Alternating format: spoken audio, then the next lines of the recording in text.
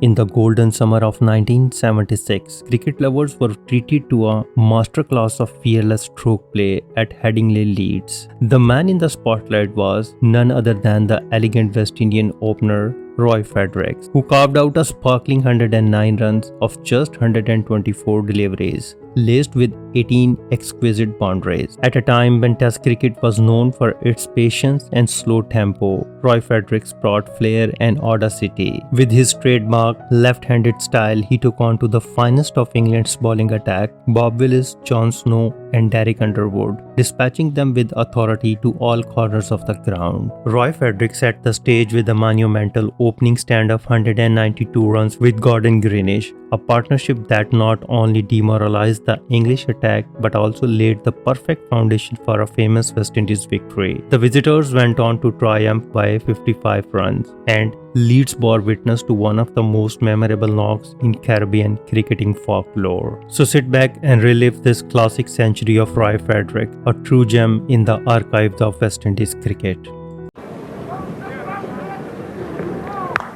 Great shot.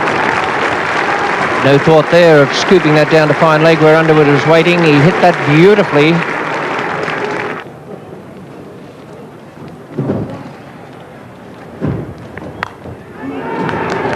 Willie, there was a great effort there.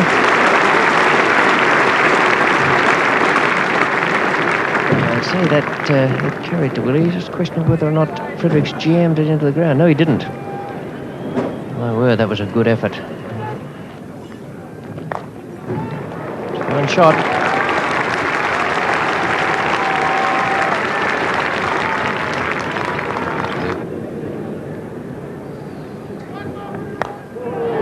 Line stroke. 4 more. There's not much movement in the air. Bob Willis, he's bowling his 5th over.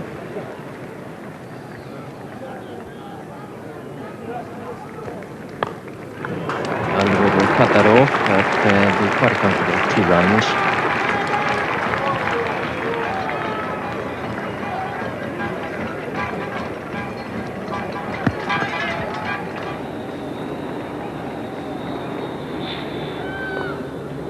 Steele, nicely picked up. No chance, it was bouncing in front of him.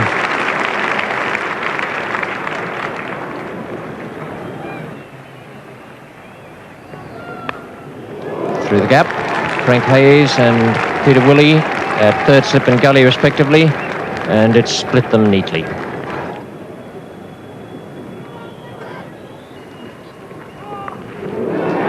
David Steele's reach and 4 runs. It's a good shot that from Fredericks.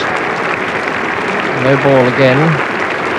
So it's something of a loose exhibition here by the England bowlers. Some lovely stroke play. Fredericks having just brought up the half century in only 36 minutes.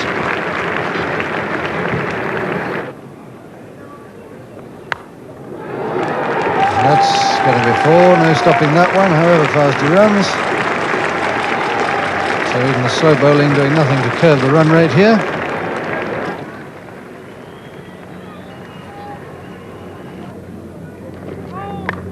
Oh, 4 from the moment it left the bat. Over pitch, no ball, everything there for Fredericks, put away.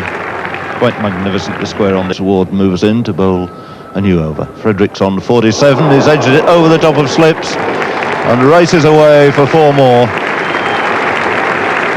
So Roy Fredericks going through to 51. And those runs have come in just 76 minutes. And there's 10 boundaries amongst them. There's another one, crashed through the covers. Well, whatever the outfield would have been like, that would have gone for 4. Another half volley, not quite timed this time, and Greenidge a little late setting off. A throw, in fact, the wrong end, a good one, but Fredericks able to take 2 on the overthrow, and that one thinks under many circumstances something of an unjust law, because that was a fine throw from Derek Underwood and he was penalised as a result of hitting the wicket.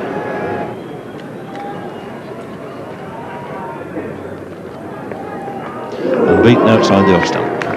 Much better ball there from Bob Willis, slanting it across the left-hander, forcing him to play. And the angle he achieves been sufficient to beat the outside edge. It's in the air but safe, through mid-wicket. Will it go through? It'll go through, I think, for 4 for his 100. Well, it stopped, but they were just considering whether they could run 4. But Fredericks happy to take 3 and move on to 99. And Tony Greig coming in to bowl to him.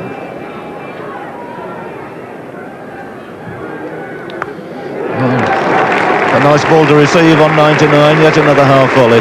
Steered away this time to third man. And whoever you support in this game of cricket, there's one man that you really must acknowledge here today. Brilliant 100 in just 2 minutes, over 2 hours 20, 17 fours.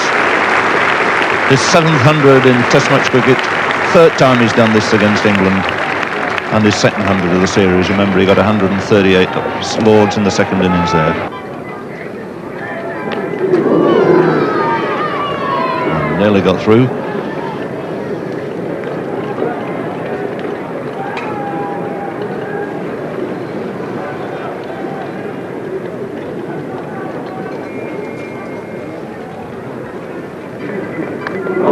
And he bowled. So the breakthrough at long last. Bob Willis does it. And he's deserved a wicket as much as any England bowler. Breaking this tremendous opening stand, the total on 192. And Roy Fredericks, the end of a wonderful exhibition. 109, he's set this crowd alight, he's started this Test match off in exactly the right mood. And whatever your feelings are, whoever you support in the game of cricket, one could only appreciate this effort by little Roy Fredericks. So this, the 124th ball he received. And just finding that little gap between bat and pad, clipping the outside of the off stump. It was an inning full of aggression, courage and entertainment. One that broke the shackles of traditional Test batting and gave fans a glimpse of the fearless cricket that would soon become the hallmark of the West Indies. To this day, those who were present and even those who have only seen the footage remember of Fredericks' dazzling knock with admiration. On that memorable day, nearly 18,000 spectators were treated to a breathtaking exhibitions of batting from the touring West Indian. In just 83 overs, they amassed a formidable 437 for 9, handing the England bowlers their harshest punishment at the ground since 1934 when Australia piled on 458 for 3. The assault was relentless, 2 towering sixes and 58 crushing boundaries lightening up the day. The foundation came from a majestic 192-run opening partnership between Gordon Greenidge and Roy Fredericks, a stand that will forever be etched in the West Indians cricket folklore. The pair came out a blazing 50 in just 8.3 overs.